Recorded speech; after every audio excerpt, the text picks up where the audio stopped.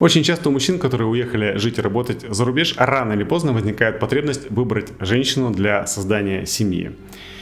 И попробовав построить отношения на новом месте, многие из них приходят в шок от того, насколько это сложная задача найти достойную пару в развитых странах, где семейные ценности деградировали гораздо сильнее, чем у нас. Далее у людей возникает желание найти пару на своей родине или вообще в странах СНГ, например, в России или Украине. Кстати, в моей практике есть такой кейс среди женщин. Девушка, которая давно переехала жить в Италию, решила найти здесь мужа, так как итальянцы, с ее слов, очень инфантильные, и у них царит матриархат в семьях. Поэтому она мне говорит, что я решила, что все-таки русского мужчину выберу в отношения, и мы перейдем вместе жить туда, в Италию. А что это вы в темноте сидите?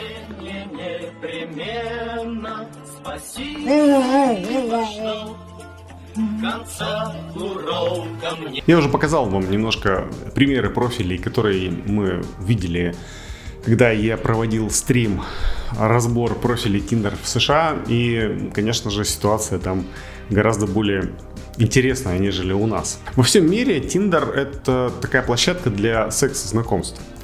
В России ситуация немножко иная, хотя и давайте будем откровенными, прежде всего люди чаще всего знакомятся там именно для этих целей. Но просто большинство женщин в этом не признаются, хотя на самом деле они преследуют лишь подобные цели. Даже порой себе стесняются в этом признаться.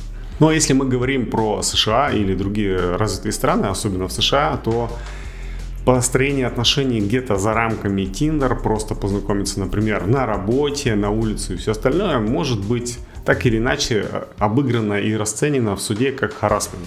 И поэтому очень многие, особенно в США, от этого страдают. А где вообще тогда найти девушку для отношений, если твой шаг и попытка познакомиться, сблизиться с девушкой могут быть неправильно истрактованы, и ты попадешь в череду судебных тяжб, которые полностью опустошит тебя в финансовом плане. И, конечно же, у многих рано или поздно приходит мысль, а может быть выбрать девушку из России или из Украины. И они, конечно же, обращаются за помощью либо к профессионалам, либо, например, сами регистрируются на Tinder, выставляют геолокацию и начинают общение. И в этом видео я хочу разобрать ряд моментов. Прежде всего, как и где оформить анкету для поиска нужного партнера, мужчины или женщины, какие регионы поиска нужно выбирать, на что обращать внимание в анкетах, тоже очень важный момент, что делать после совпадения симпатий, как и когда должна произойти первая встреча. Ну и первое, это, конечно же, правильное оформление анкеты. Это не должна быть пустая анкета, просто фотография и пару каких-нибудь слов. Нет. Вы должны постараться где-то 50 на 50, в первую очередь немножко в позитивном контексте рассказать о себе, чем вы увлекаетесь и кого вы из себя представляете, а вторую половину анкеты постараться заполнить о том, кого вы ищете для отношений. И здесь, конечно же, нужно ориентироваться как исходя из своих желаний, так и из тех критериев, пригодные для построения семьи девушки, которыми она должна обладать. Например, отсутствие вредных привычек, эмоциональная стабильность, например, отсутствие детей, если вы не планируете выбирать девушку и перевозить ее в другую страну, если у нее есть дети, если вы хотели бы родить совместных детей, да, к примеру. Для кого-то это является важным, кому-то нет. Выбор ваш, естественно. Я не вижу ничего плохого, если у девушки есть дети, но просто кому-то это подходит, а кому-то нет. И нужно делать очень осознанный выбор. Я на эту тему сделал отдельное видео. Просто очень многие не понимают, с чем им придется столкнуться. Но когда у обоих есть дети от предыдущих браков, то тут гораздо легче все происходит. В конце анкеты можно указать, готовы переехать в другой город. Желательно не указывать в другую страну, так как это может привлечь слишком меркантильных дам, например, которых тоже достаточно много все-таки присутствует на сервисах знакомств, и потенциально испугать, да, то есть девушку, которая, может быть, и очень даже подходит для этого, но в другую страну, ей как-то изначально такая перспектива, может быть, кажется слишком резкой и неожиданной. Поэтому пока пишем другой город, но по факту же это так и будет, просто другой город, другая страна. Ну а дальше вы уже обсудите, и когда ты поймешь, что это та самая девушка, которой можно будет сделать предложение, то ты ей, конечно же, расскажешь о том, что ты живешь в другой стране. Что он сказал? Живешь в другой стране и рассматриваешь вариант ее переезда к себе на новую родину. Оформление анкеты – это процесс очень такой креативный, непростой, и научиться этому вот так вот сразу обычно не получается ни у кого. Вам, скорее всего, придется ее периодически менять, как-то адаптировать и так далее, но если вы не хотите набивать шишки, а хотите быстрее получить результат, то лучше все-таки адаптировать ее под себя и обратиться к тем людям, которые неоднократно этим занимались, например, ко мне. Я вам с радостью помогу. На что обращать внимание в анкетах? Ну, для начала я бы хотел обратить ваше внимание, что у меня есть видео на канале, 2 видео, посвященные как раз-таки выбору достойного партнера в отношениях, в том числе, какие вопросы нужно задавать, на что обращать внимание. Чтобы здесь не повторяться, обязательно посмотрите их после данного видео. Обращайте внимание если у девушки есть несколько видео в анкете, улыбается ли она на них, ну хотя бы на части из них, потому что я очень часто встречал, например, 5 фотографий, и девушка нигде не улыбается. Ну, а потом, когда ради, конечно же, интереса, да, и эксперимента начинаешь с ней общаться порой, выясняется, что, жизнерадостность — это вообще не про нее. Для нее скорее депрессивное настроение свойственные. И я думаю, вы понимаете, что с такими людьми строить отношения крайне сложно. Это не значит, что на них можно поставить крест, но я думаю, что для начала таким людям, которым не свойственно иметь жизнерадостную позицию, позитивно смотреть на мир, нужно сначала пройти психотерапию, а уже потом идти в отношения, потому что так они сделают несчастными и себя, и других людей, в том числе потенциальных детей. Но я еще раз подчеркну, это не всегда 100% можно говорить по фото, но я сейчас говорю о тех людях, которые склонны к депрессии или находятся в перманентной депрессии. Обращайте внимание на наличие фотографий с сексуальным каким-то подтекстом, обнаженки, то есть я не имею в виду полные, конечно, там ее заблокируют, но, например, видео в купальниках, топлес какой-нибудь, понятно, что да, скорее всего, тоже с купальником. Я думаю, вы понимаете, что девушку, которую стоит выбирать для семьи и рождения детей, она не будет размещать подобные фотографии на средствах знакомств или в своих соцсетях. Это очень важный момент, и я даже не понимаю, почему люди на это не обращают внимания. Но это девушки для курортных романов, для развлечений, но уж точно не для создания семьи. Обязательно установите Telegram, потому что чаще всего вам придется переводить общение именно туда. Я не рекомендую долго останавливаться в переписке. Опять же, на эту тему есть видео, обязательно посмотрите. У нас в России и вообще в других странах СНГ очень распространен именно Telegram, и его прелесть заключается еще и в том, что можно не обмениваться номерами телефонов, а просто указать Telegram ID. Это гораздо более безопасно, вы в любой момент можете заблокировать пользователя, и ему будет очень сложно связаться с вами или как-то вам навредить. А также через Telegram, конечно же, вы можете созвониться по видеосвязи. Я рекомендую это сделать, как минимум на второй звонок, чтобы вы могли также внешне друг друга оценить, потому что очень часто на средствах знакомств фотографии не соответствуют реальности. Локация поиска. Я очень рекомендую выбирать маленькие города. Может быть, даже села. То есть вы можете где-нибудь, например, в областном центре выставить метку, оформив подписку в Tinder Gold, либо Plus. Лучше оформлять Gold, вы так будете меньше времени тратить на это, на все, потому что будете видеть уже готовые симпатии и сможете на них откликаться. И получается, вы выбираете какую-то локацию, какой-то областной центр, чтобы вокруг него были тоже какие-то, может быть, мелкие села и так далее, и географию поиска, например, 150 километров. И сами каких-то девушек, например, полайкали, когда у вас есть свободное время, посмотрели, какие вам поставили лайки, ответили на те анкеты, которые вам интересны. Почему именно так? То есть, более 1000 симпатий, которые были у меня, и диалогов несметное количество, наверное, не меньше их было. Я могу так сказать, что я знакомился прежде всего с теми, кто живет в Екатеринбурге, либо рядом. И за 1,5 года я встретил лишь 3 девушек, которых бы я мог смело рекомендовать для построения семьи, и рождения детей. Коренные жители, девушки, которые родились в крупных городах, миллионниках, они, как правило, больше похожи на принцесс. А я думаю, вы понимаете, в чем разница? И если вы, конечно, хотите выбрать принцессу, то это ваше право. Я говорю о тех девушках, которые будут с вами до конца и будут преданы вам, и не будут очень сильно зависимы постоянно от эмоций. Объяснение этому всему очень простое. Это не значит, что в большом городе нет пригодных для построения отношений девушек. Конечно же, они есть.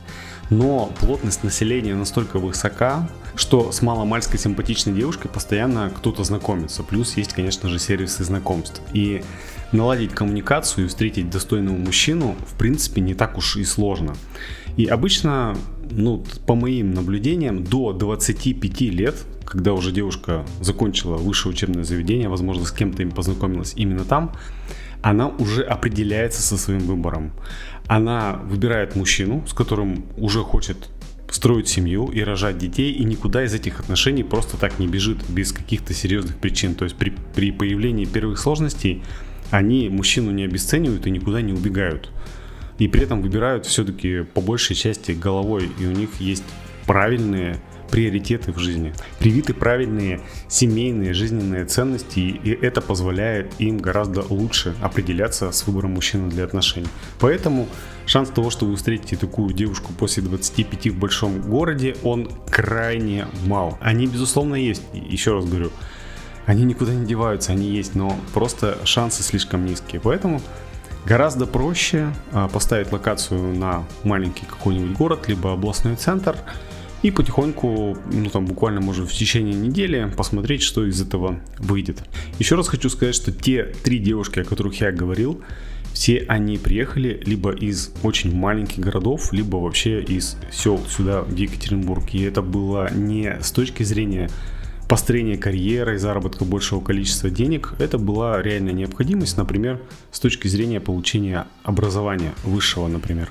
Приценцам не свойственно трудиться, они не понимают, что семья – это не развлечение, это не просто встретить друг друга и извлекать в 2 раза больше кайфа от жизни. Семья – это про другое.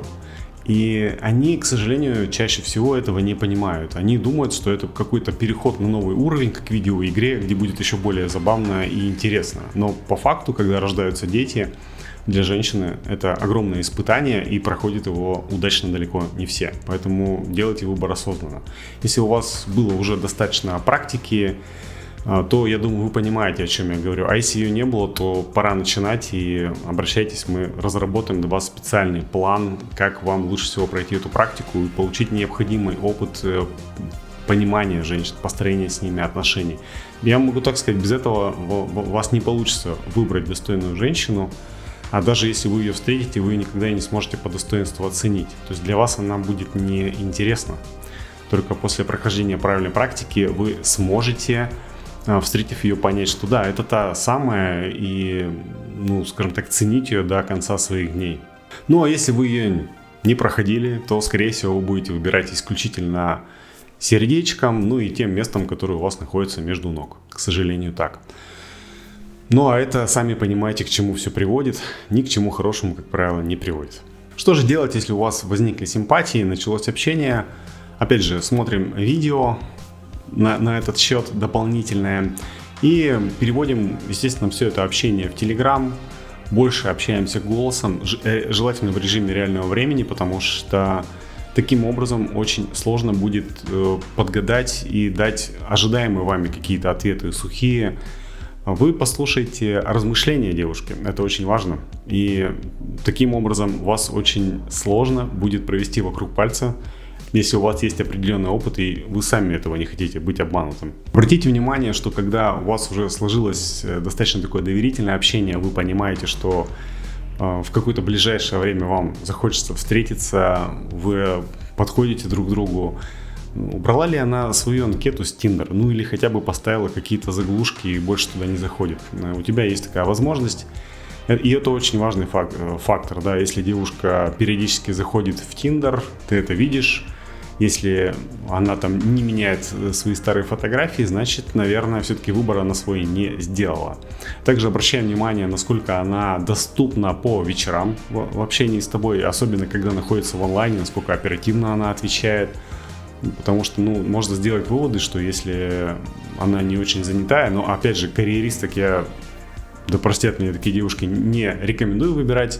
долгосрочные отношения, потому что у них, скорее всего, на первом месте всегда будет все-таки карьера и прокачивание себя. В этом нет ничего плохого, ни в коем случае не хочу про таких женщин ничего плохого сказать, но я же сейчас говорю про женщину для семьи, которая будет готова переехать в другой город, и, скорее всего, даже там ей работать не придется, да, то есть ей нужно будет выступать в другой роли, в роли домохозяйки, которая будет проявлять заботу о муже, о детях. Вот, а карьеристки, ну, все-таки это про другое, да, то есть они, безусловно, очень полезная часть общества, но говорить про то, что они будут хорошими мамами, ну, редко приходится, согласитесь. И, соответственно, если она пришла с работы и при этом как-то может пропасть с радаров и ответить только на следующий день на твой вопрос или не ответить на твой звонок, то это должно уже вызывать большие подозрения у тебя, и лучше это общение на самом деле заканчивать. Потому что, скорее всего, там что-то нечистое, и она работает на 2-3 там, или сколько-то фронтов. А зачем тебе это все? Найди более достойную девушку, и все будет хорошо. Как и когда должна произойти первая встреча? Ну, для начала, наверное, нужно определиться, на чьей территории, и я думаю, что это так. Если тебе самому комфортно и удобно приехать в страну, где ты ищешь девушку, например, не знаю, она находится в России, в каком-то городе недалеко от твоих родителей, например, ты приехал к ним в очередной визит в гости, и ты планировал, например, его, или можно как раз-таки совместить, то можете и таким образом встретиться. Ты приезжаешь к родителям, и параллельно вы встречаетесь, либо она приезжает туда, например, да, там вы снимаете номер, к примеру, да, в отеле, там, например, с 2 кроватями, если вам так на первое время удобно, либо еще как-то. Я думаю, вы разберетесь, не маленькие уже, как нужно себя вести. Ну, понятно, что первая встреча, наверное, первый раз вы посмотрите друг другу в глаза вживую, находясь, наверное, не в номере отеля, хотя, опять же, это ваше дело. В общем, действуй таким образом, как бы тебе было более комфортно в данной ситуации. Если у тебя есть такая возможность и желание, конечно же, можешь пригласить ее приехать к себе. Например, ты находишься в США, ты помог ей, может быть, если ты знаешь, что она живет где-нибудь в областном там центре, и у нее очень маленькая зарплата, помоги, конечно же, ей оформить визу, когда она приедет, например, снять отель. Если тебе, опять же, так комфортно, если у тебя есть такая возможность, ну а почему бы и нет? Если у тебя нет планов приехать в Россию, и тебе бы не хотелось отрывать себя от каких-то дел, ну, я считаю, что это оптимальный вариант. И девушка, когда у вас уже сложилось доверительное общение, конечно же, на это согласится. В этом видео я затронул основные аспекты, которых должно хватить для начальной практики общения и набора опыта в выборе достойной женщины. Если попытаться рассказать вот вообще о всех нюансах, то нужно создавать отдельный курс, как минимум на 2 часа. И то в нем нельзя будет учесть все возможные сценарии. Для того, чтобы начать разбираться в вопросе самостоятельно, нужно как минимум год правильной практики пройти. Если есть такое желание или желание не ошибиться в финальном решении, то я могу предложить свои, опять же, услуги в составлении анкеты, помочь в составлении вопросов для оценки пригодности и построения семьи и рождения детей с женщинами. Если у тебя есть такая потребность, ты можешь обратиться по ссылкам в описании. Ну а свой мини-курс я пока не готов создать, как только буду готов и создам его, обязательно уведомлю вас об этом. В тот момент, когда я монтировал это видео, ко мне поступил вопрос, или, правильно сказать, претензия от Алексея Карелина. Он очень негодует, что я делаю видео, как по его мнению, для подростков, так как делаю вставки всякие юмористические. И в связи с этим мне бы хотелось услышать ваше мнение в комментариях, конечно же. Как вы считаете, стоит ли делать мои ролики вот такими, какими они есть, с юмористическими вставками, с какими-то, может быть, развлекательным контентом чуть-чуть миксовать, или делать их максимально серьезными. Кстати, в последнем случае это можно было бы делать гораздо чаще, то есть тогда будет меньше времени тратиться на создание сценария, просто можно взять, как некоторые блогеры, и тупо надиктовать какой-нибудь мысль, спич на минут 15 и потом выкладывать. Вот я хотел бы услышать ваше мнение по этому поводу, буду очень признателен. Не забывайте подписываться на канал, нажимать колокольчик, писать комментарии. И до новых встреч!